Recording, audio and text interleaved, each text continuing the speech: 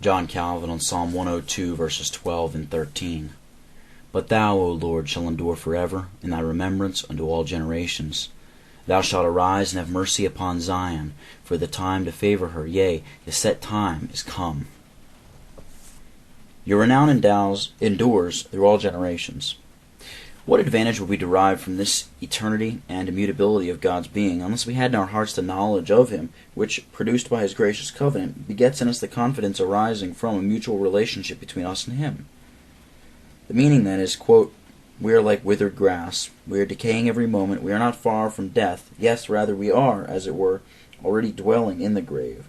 But since you, O God, has made a covenant with us, by which you have promised to protect and defend your own people, and have brought yourself into a gracious relationship to us, giving us the fullest assurance that you will always dwell in the midst of us instead of desponding, we must be of good courage. And although we may see only ground for despair, if we depend on ourselves, we ought nevertheless to lift up our minds to the heavenly throne, from which you will at length stretch forth your hand to help us. Unquote.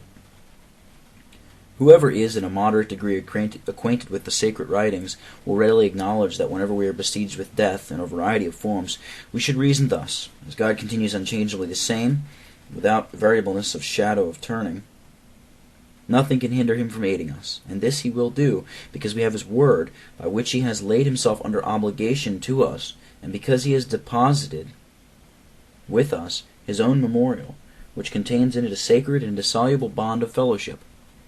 You will arise and have compassion on Zion. We have here the conclusion drawn from the truth stated in the preceding verse. God is eternal, and therefore He will have compassion upon Zion. God's eternity is to be considered as impressed upon the memorial or word by which He has brought Himself under obligation to maintain our welfare.